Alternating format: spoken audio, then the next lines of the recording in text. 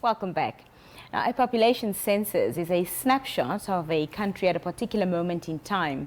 The census began on the 18th of September and will conclude on the 3rd of November 2023. To provide an update and some clarity on some misconceptions amongst the public is Alex Shumafeni, Statistician General and CEO of the Namibia Statistics Agency. So good evening and welcome. Good evening. Thank you so much for being here. Thank you for having me. Talk to us about how the process is going. The census has started, wheels are in motion. How's it going? Any challenges encountered so far? Yeah, a project of this magnitude will not go without challenges. And obviously the two challenges that we are facing is the one of people not at home. So because maybe they are working and children are at school. And then the second one, which is more worrisome, is the one that refusals. Especially in the farms where people don't want our people to get into their properties to collect data. Yeah. Those are the two challenges. And I've actually seen a video that's been circulating on the matter of refusals, where farm owners are sort of concerned about the questions that they're being asked. And that leads to my next question in terms of how much public education was done to sensitize Namibians on what a census is and what a census is for. Yeah, look, Nina, when we got the news that we now received the money for the census, we already started with advocacies. From the 1st of March already this year, we went out to the regions, constituencies, institutions. We went to do advocacy for the census. And even with that advocacy, we were talking about what questions we are going to ask, which are the socio-economic questions, because in terms of development, you want to know what are the social economic matters that are there, even the demographic information. And talking about the farmers, myself, I went to do the presentation to the Namibia Agricultural Union, and also this questionnaire, or not the questionnaire, but the presentation is comprehensive in terms of what are the do's and don'ts, what are the questions you are going to ask, what are the penalties if you don't adhere to that. So we did all that. So, and even that, if you have missed that, you still have an opportunity to ask. You can ask our enumerators in terms of what are the questions all about, why this question. Just like any other survey, each and every question has got a purpose in that study. And of course it seems that still, information or communication has gotten lost in translation somewhere. So you're here this evening. Please tell the Namibian public, what is a census for and to gather what information? Yeah. You spoke about socioeconomic, of course, data that you want to collect. What exactly does that mean? Let's speak layman's terms. Yes, we need to find out in terms of whether people are employed or not. Well, this is not a labor force survey where we go in detail who's employed where, but we need to have an indication in certain areas who are the people who are employed and those who are not employed. We are looking at the income ranges. We don't want to know exactly what is your pay, but we want to know how much, what is the range that you are in. We want to know whether you are economic active. There's a question that people don't understand that if you've been active in the past 7 days. That's a typical labor force question, because if I was employed, but in the past 7 days I lost my job, then I'm not employed anymore, or 7 days and beyond. Those are just a typical question. And it's also want to know whether you're economic active in terms of whether you are looking for a job, because you could be not employed because you chose maybe to be, if you have a rich husband and you chose to be a housewife, or for a man to be a house husband. Yeah, those are the typical questions that we are asking, and we are asking questions whether you receive some grants so that we know that's a sort of an income. So these are typical questions that we normally use for planning purposes, to see which people are in what need and which people are at least getting some income, at least. I think the average person's understanding of a census is just to know how many people are in Namibia, has the population grown? So when you ask questions such as, do you have Wi-Fi, do you have DSTV, do you own a microwave, do you own a refrigerator, where does that fit into the picture? Yeah, maybe we didn't explain that well, but you see, if we ask you, do you own a stove or so, we want to know what are your means of preparing a meal. There are people out there whose means is they use a fire, open fire to prepare their meals. So these are the kind of questions that lead to, or to give indication of development. So we need to ask those. And then we are not the only people asking these questions. We also internationally, these questions are asked for comparison purposes. If you want to see, if you want to compare Namibia with a neighboring country in terms of development, these are the questions that you need to ask. So maybe people did not get that at the beginning, why we're asking. Those are the socio-economic questions that we are talking about. I also want to know if one refuses to share, the information which they consider personal, like why do you want to know what, brackets of income I'm in, etc., etc. The only thing I'm going to tell you is that 4 adults and 1 child in this house, and that's all I'm answering. Is that, does that count as refusing to be counted? And if so, what are the consequences of this?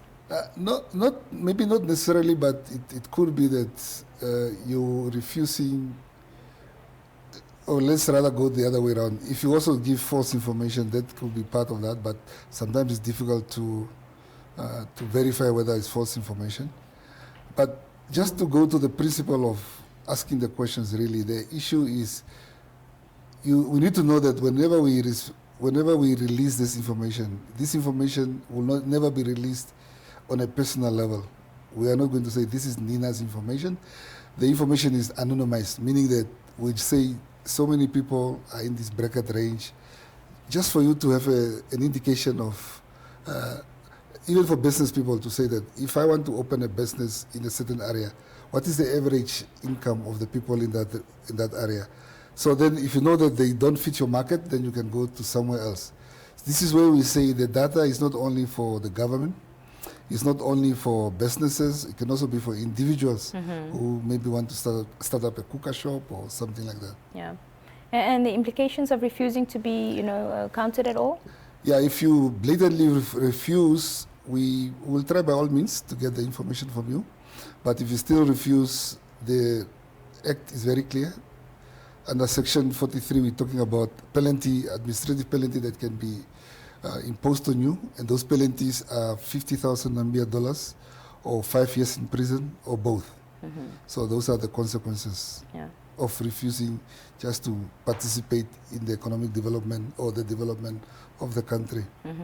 Onto where children are concerned, Mr. Shimafeni, of course, they ask the ethnicity of children as well, and we know that sometimes children have different races. So the mom might be Damaranama, the dad might be Herero and Oshivambo mixed, but the census really makes no provision for that bracket. Why is that? Yeah, the reason is that we want to know which one is it that you identify yourself most. That's why we have that question, and also limiting to that. But look, at the census, when you say, for example, I'm just mixed, because maybe like the example you gave, your father could be maybe Herero, Tswana, the mother Damara, Shwambo, right? And that. So we'll also take that. We'll also take note of that to say that the person says he or she is mixed. You mentioned earlier one of the challenges is that there's nobody at home when the enumerators do get to the houses. If an enumerator finds that a family is currently not at home, are they permitted to get contact details and SMS the questionnaire to the owners of the home? Because we have seen an example of that in social media as well, and that's quite concerning, because now you're sharing your personal information via SMS. Yeah, no. SMSs are not allowed. Should there be something like that, we need to bring those people to book, because they haven't followed the training as well. So it's a personal interview where you need to come in and ask the questions. So when the person is not there, we need to leave our details, the enumerators. We have what we call a callback card, so that you can call back the person or make an appointment, say, when can you actually meet. If people are making appointments through SMS, that's something else. But questionnaire, not. This is not. Well, there's other countries, they've tried online questionnaires. I know our neighbors have tried South Africa, they've tried online questionnaires in the last census, but it might not always but it might not always work out well, because in what I understand, the challenges that are there is it's either an online questionnaire, and which gives you an option to stop and then continue again. And you know, priorities come upon priorities, and people might end up not doing that, not finalizing it. Or it could be telephonic interview, and then might not complete also for one of other reasons. And then to continue again could be a challenge. So they tried it out. We are going to learn from them in terms of what were the learning curves, in terms of what should we do if we want it to work. But at the moment, it's a personal interview. Well, perhaps in the next 10 years, that might be something that maybe we can look into. But also we have to consider that, you know, access to internet is a problem for a country such as Namibia. There is the digital divide. We have to look at those factors as well. You're right. We can do that, but we can also be able to give, you should be able to give choices also. Yeah. If you have access to internet and you are preferring that, it's something that we're looking at. And definitely we are going to try it out in the next surveys, which are smaller scales. Why not? Yeah. Fantastic. Mr. Shimofeni, any final remarks to the public this evening? Yeah, it's just to say that there are young Namibians out there who are very enthusiastic.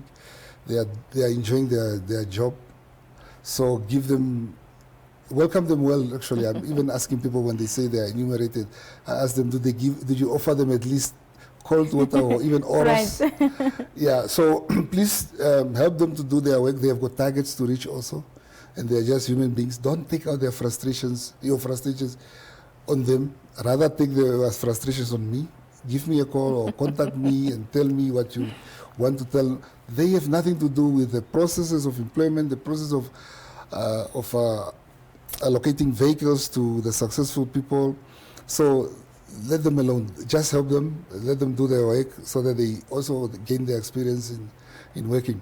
Those are from the message to the people on behalf of the enumerators. And then for the people who are refusing, don't also take it out on people and don't take the law in your own hands.